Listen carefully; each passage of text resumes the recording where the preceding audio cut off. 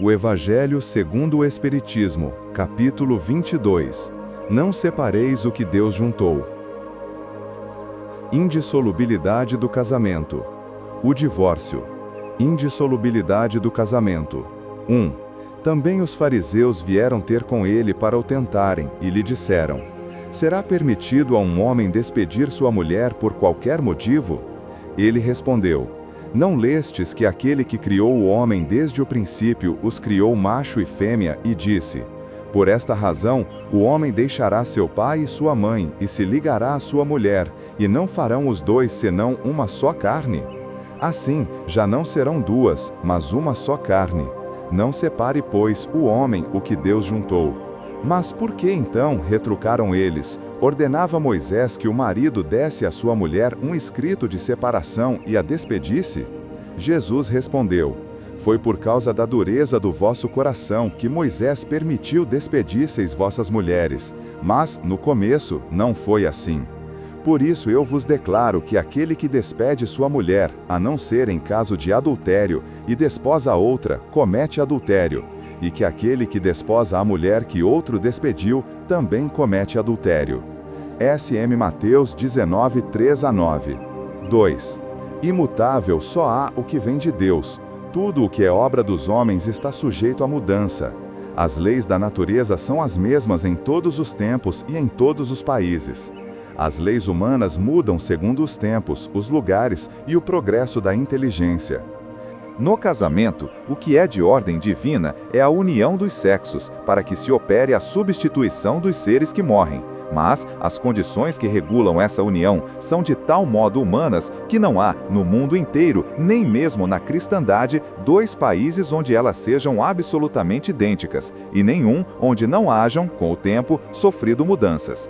Daí resulta que, em face da lei civil, o que é legítimo num país e em dada época é adultério noutro país e noutra época. Isso pela razão de que a lei civil tem por fim regular os interesses das famílias, interesses que variam segundo os costumes e as necessidades locais.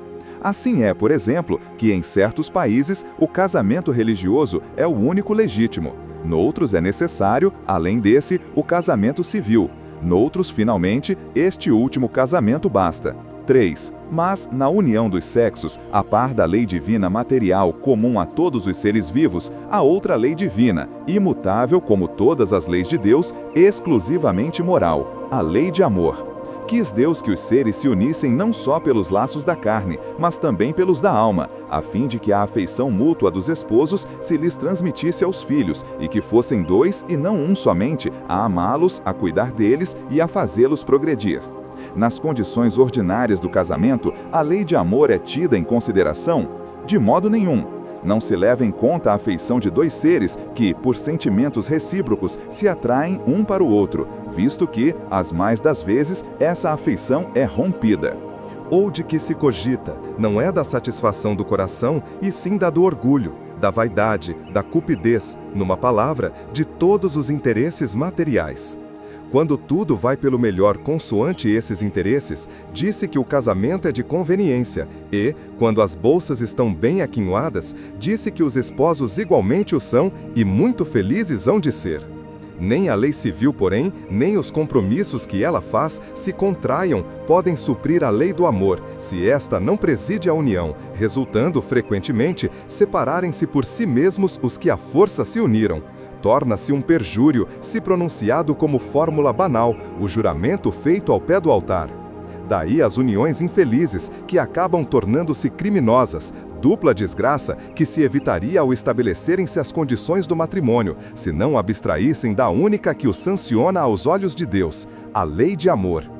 Ao dizer Deus, não sereis senão uma só carne, e quando Jesus disse, não separeis o que Deus uniu, essas palavras se devem entender com referência à união segundo a lei imutável de Deus, e não segundo a lei mutável dos homens.